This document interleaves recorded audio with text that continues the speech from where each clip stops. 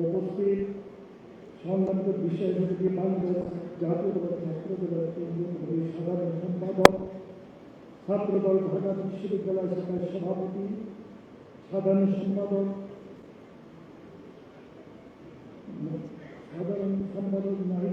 নাহিদুজ্জামান, শিক্ষক ছাত্রদলের কেন্দ্রীয় কমিটি, ঢাকা বিশ্ববিদ্যালয় কমিটির সম্মানিত নেতৃবৃন্দ, সম্মানিত সাংবাদিকবৃন্দ, প্রতিনিধি এবং অভিভাবকবৃন্দ, সম্মানিত সুধী, আসসালামু আলাইকুম ওয়া রাহমাতুল্লাহি ওয়া বারাকাতুহু। সবকিছুর মালিককে, সমস্ত ক্ষমতার অধিকারীকে, আমরা বানাইছে কে? আমাদের রিজিক ব্যবস্থা করে কে? আমাদেরকে চলার সমস্ত ব্যবস্থা করে দিয়েছেন কে? প্রিয় ভাইয়েরা, আজকে এই সুন্দর অনুষ্ঠানে, প্রিয় অনুষ্ঠানে আমরা দুটি কথা বলতে পারি। আমরা এই চিন্তা করেছিলাম যে জালেম সরকার আমাদের থেকে এইভাবে বিদায় নেবে। কে করেছে? আল্লাহ শুকরিয়া আদায় করতে হবে না?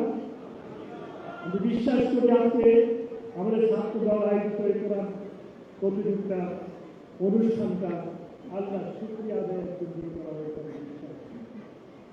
আল্লাহ যত বেশি শুকরিয়া আদায় করবে, আল্লাহ তত রহমত করবে।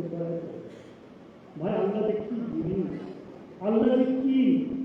এই যে আমরা কানে শুনি, কানে আমরা শুনি, কিন্তু শোনার পরে মনে রাখার ব্যবস্থা করে দিয়েছে।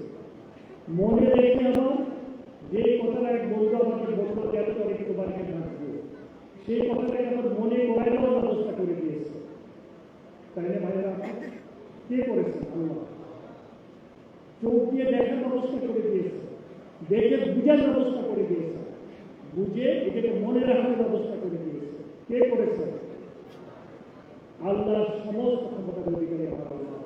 এই জালেম সরকারকে আল্লাহ আমাদের থেকে বিদায় করে দিয়েছেন। আমাদেরকে আল্লাহ খুব দ্রুতভাবে ক্ষমতা আসার ব্যবস্থা করে দিয়েছে। এই জন্য সবাই বলে আলহামদুলিল্লাহ।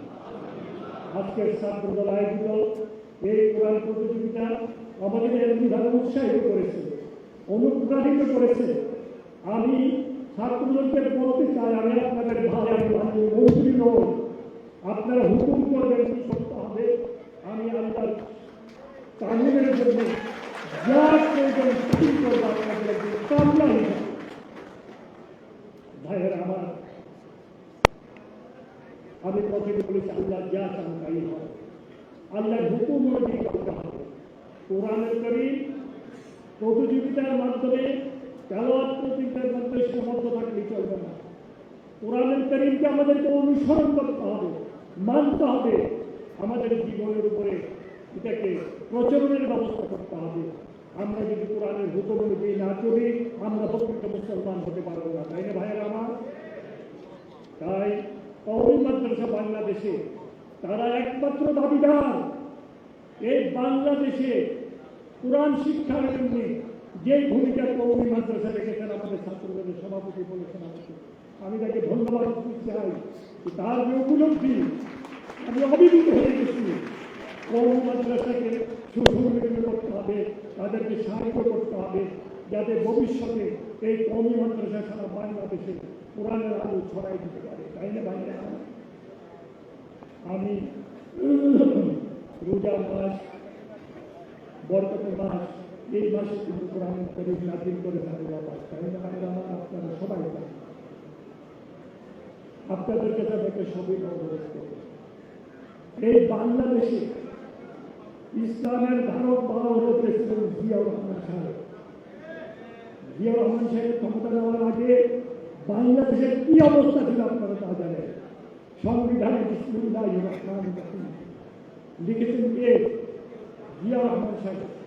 আল্লাহর প্রতি আস্থা, বিশ্বাস কে লিখেছেন? জিয়াউর রহমান সাহেব।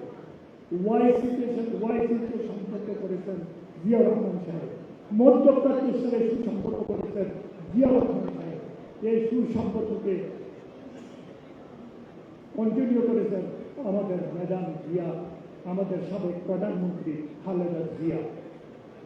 খালেদা জিয়া আলেমদের প্রতি ওনার এমন একটা সম্পর্ক ছিল, আমার সাথে অনেকবার কথা হয়েছে। উনি 2009 সালে বাংলাদেশের প্রখ্যাত আলেমদেরকে রোজার মাসে হাতিয়া পাঠিয়েছিলেন সারা বাংলা, নামাজের মশলা, খাজুর এবং আতর সারা বাংলাদেশের প্রখ্যাত আলেমদেরকে পাঠিয়েছিলেন। উনি আলেমদেরকে মূল্যায়ন করেছেন। আর বিশেষ করে আমাদের মাননীয় চেয়ারম্যান, মাননীয় প্রধানমন্ত্রী তারেক রহমান সাহেব, তো উনি তো ঘোষণাই দিয়েছেন মদিনার সনদ, তাই না ভাইয়েরা আমার? আপনাদের কাছে আমার সবিন অনুরোধ থাকবে, তারেক রহমান সাহেবের জন্য আপনারা 2 রাকাত নফল নামাজ পড়ে আল্লাহর কাছে দোয়া করবেন, আল্লাহ পাক যেন ওনাকে হেফাজত করেন। কারণ ওনার বিরুদ্ধে ইসলামের দুশ্মনেরা প্রচুর ষড়যন্ত্র করতেছে, যাতে করে উনি কোনো ভালো কাজ না করতে পারে। এই জন্য আপনাদেরকে বেশি বেশি দোয়া করতে হবে তার জন্য, দলের জন্য, এবং উনি তাদেরকে নিয়ে কাজ করছেন তাদের জন্য, দেশের জন্য আপনাদেরকে দোয়া করতে হবে। আমি কৃতজ্ঞ, আমি অভিভূত ছাত্রদলের আয়োজিত এই অনুষ্ঠানে আমি বিশেষ করে আমাদেরকে আজকে প্রধান অতিথি হিসাবে আসন গ্রহণ করার ব্যবস্থা করেছেন, আমি তাদের কাছে কৃতজ্ঞ। আসলে প্রধান অতিথিরাও আপনারা আমাকে আপনাদের একজন ভাই হিসাবে আপনাদের যে কোনো কাজে যে কোনো সময় ডাকবেন, প্রধান অতিথি হিসাবে না, আপনাদের ভাই হিসাবে, আপনাদের কামরা হিসাবে, আপনাদের বন্ধু হিসাবে আপনাদের ডাকবেন। জনাব তারেক রহমান সাহেব আমাকে নিয়োগ দিয়েছেন আপনাদের সেবা করার জন্যে, জনগণের সেবা করার জন্যে, জনগণের খাদিম হিসাবে আমাকে নিয়োগ দিয়েছেন। মাননীয় মন্ত্রী বলে বাহাদুরি করার জন্য আমাকে নিয়োগ দেন। আপনারা দোয়া করবেন, আমি যদি আপনার ভাই হিসাবে, আপনাদের একজন কামরা হিসাবে, আপনাদের একজন খাদিম হিসেবে আপনাদের খেদমত করতে পারি। আর বিশেষ করে আল্লাহর হুকুম অনুযায়ী আমাদেরকে চলতে হবে, এর সাথে কোনো কম্প্রোমাইজ নাই, তাই না ভাইয়ের আমার? আল্লাহর হুকুম অনুযায়ী চলা ছাড়া দুনিয়াতে কোনো শান্তি আসতে পারে না। আল্লাহর হুকুম অনুযায়ী চললে দুনিয়াতে ইনশাআল্লাহ আমাদের দেশে শান্তি আসবে। আমি আমার বক্তব্য বাড়াতে চাই না, বিশেষ করে আমার ছাত্র দলের ভাইদেরকে আমার ধন্যবাদ জানিয়ে, সাংবাদিক ভাইদেরকে আমার ধন্যবাদ জানিয়ে, বিশেষ করে বাইতুল মোকাররমের খতিব মহোদয়কে আমার আন্তরিক মোবারকবাদ এবং ধন্যবাদ জানাচ্ছি। উনি এত ব্যস্ত থাকার পরও, আমি বলতে কি আপত্তি নাই, উনি কিন্তু সাধারণত এই সমস্ত অনুষ্ঠানে আসেন।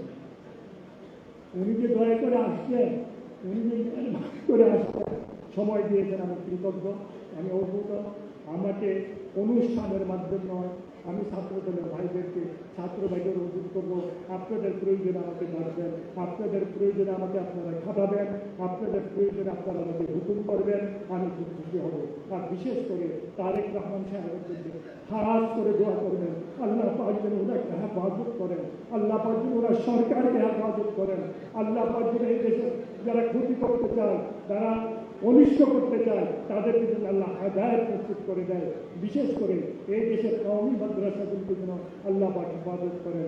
আপনাদের কাছে দোয়াতে আপনাদেরকে ধন্যবাদ জানিয়ে আমি আমার বক্তব্য শেষ করছি। আসসালামু আলাইকুম ওয়া রাহমাতুল্লাহি ওয়া বারাকাতুহু।